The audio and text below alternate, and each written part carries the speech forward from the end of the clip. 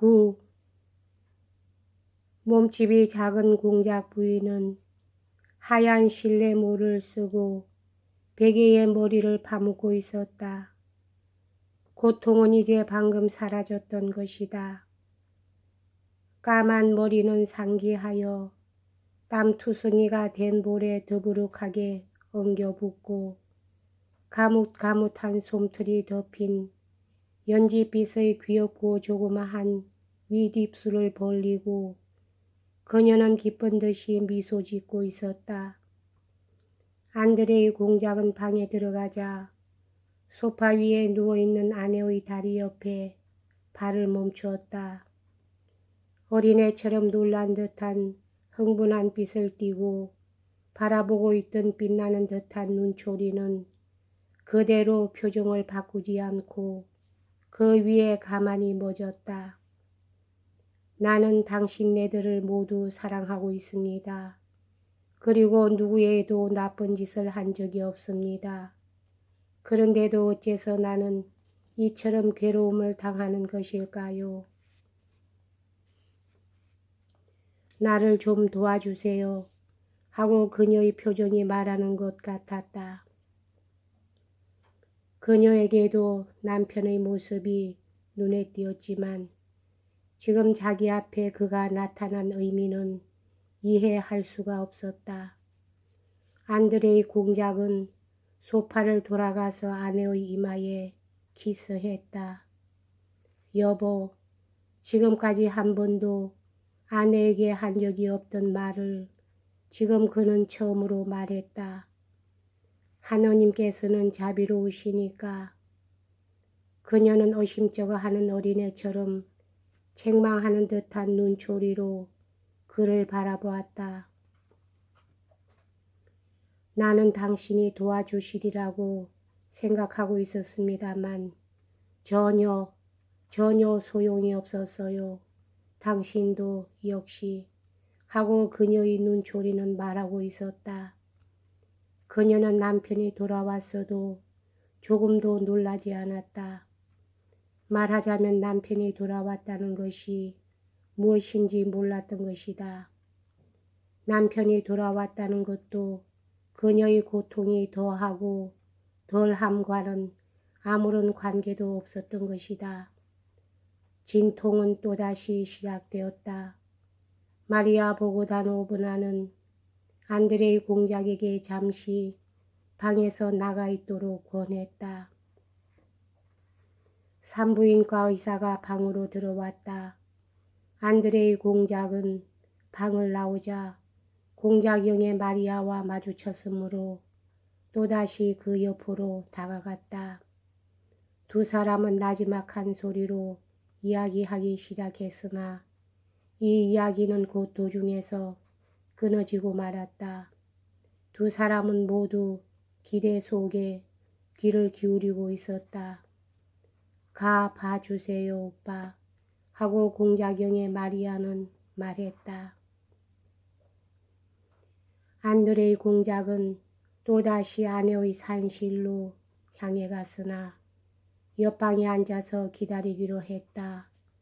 이윽고 누군지 한 여인이 놀란 얼굴을 하고 산실에서 나왔으나 안드레이 공작이 있는 것을 알아채고는 머뭇거렸다. 그는 두 손으로 얼굴을 감싸고 그대로 몇 분 동안인가를 가만히 앉아 있었다. 슬프고 무력한 신음소리는 여전히 문 뒤에서 들리고 있었다.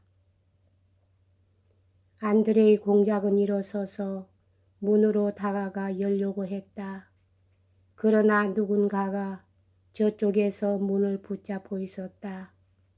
안 됩니다. 안 됩니다. 안에서 깜짝 놀란 듯한 목소리가 말했다. 그는 방 안을 서성거리기 시작했다. 신음소리는 그쳤다. 그리고 또 몇 초 동안인가가 지났다. 그러자 벼랑간 무서운 외침소리, 그것은 리자의 목소리가 아니었다. 그녀는 그런 목소리를 낼 수 없었다. 옆방에서 울려 퍼졌다. 안드레이 공작은 문가로 달려갔다. 외침 소리는 이제 멎고 갓난애의 울음소리가 들려왔다. 어째서 갓난아이를 저리로 데리고 갔을까 하고 처음 순간 안드레이 공작은 생각했다. 갓난아이가 있다니 이상하군. 어째서 저기에 갓난아이가 있는 것일까? 정말 갓난아이가 태어난 것일까? 이때 비로소 그는 그 외침 소리의 기쁨에 넘치는 의미를 깨달았다. 눈물이 숨도 쉴 수 없을 만큼 흘러내렸다. 그는 창턱 위에 두 팔꿈치를 짚자 어린애처럼 흐느껴 울기 시작했다. 갑자기 문이 열렸다. 웃옷을 벗고 와이셔츠의 소매를 걷어올린 의사가 창백한 얼굴을 하고 턱을 떨면서 산실에서 나왔다.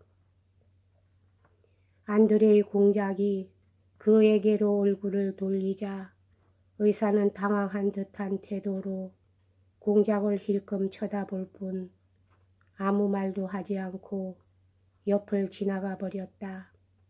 한 여자가 방 안에서 뛰어나왔으나 안드레이 공작을 보자 문지방에서 머뭇거렸다. 그는 아내의 산실로 들어갔다. 아내는 5분 전에 그가 보았던 것과 똑같은 자세로 시체가 되어 누워 있었다. 눈은 움직이지 않고 볼은 핏기를 잃고 있었으나 아까와 다름없는 표정이 윗입술에 검실검실한 솜털이 덮인 이 아름다운 앳된 얼굴에 남아 있었다. 나는 당신네들을 모두 사랑하고 있어요. 그리고 누구에게도 나쁜 짓을 하지 않았어요. 당신네들은 이 무슨 짓을 나에게 해주셨어요. 하고 이 아름답고 가련한 핏기 없는 얼굴이 말하고 있었다. 방의 한쪽 구석에서는 무엇인가 조그마한 빨간 것이 마리아 보그다노브나의 떨리는 하얀 손 안에서 꿈틀거리기도 하고 높은 울음소리를 내기도 했다. 그러고 나서 2시간 뒤 안드레이 공작은 조용한 걸음걸이로 아버지 서재에 들어갔다. 노인은 이미 모든 것을 알고 있었다.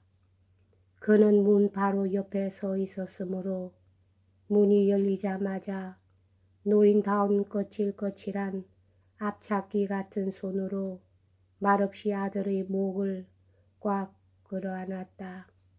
그리고 어린애처럼 목을 놓아 울기 시작했다.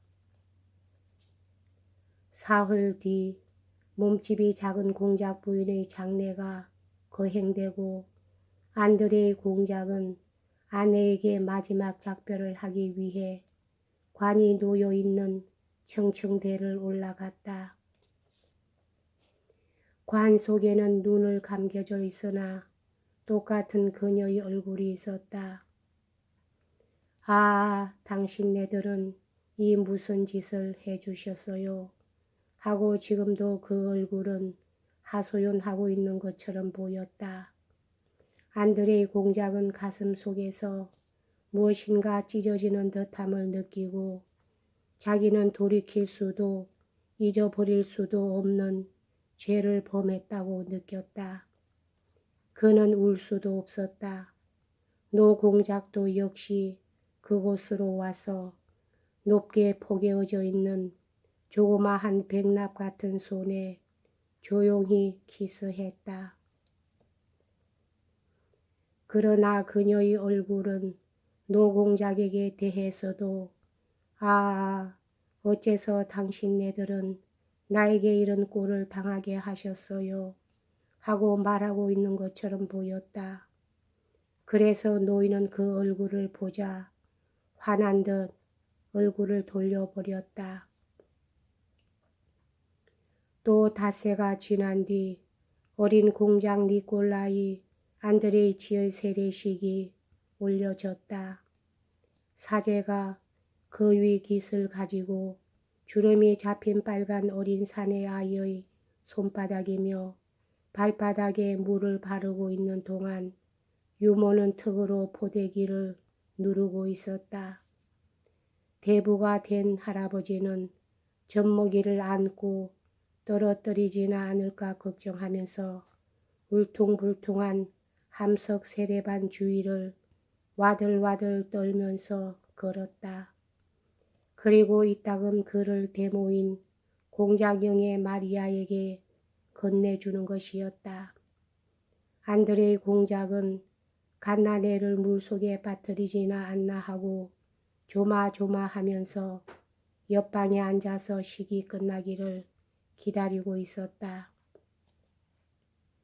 이었고 유모가 젖먹이를 데리고 왔을 때 그는 기쁜 듯이 그 얼굴을 찬찬히 들여다보았다. 그리고 유모가 머리털이 붙은 밀랍을 세례반 속에 넣어 보니까 가라앉지 않고 세례반 위를 둥둥 뜨더라고 알리는 것을 들었을 때 그는 좋다는 듯이 고개를 끄덕여 보였다. 여기까지 하겠습니다.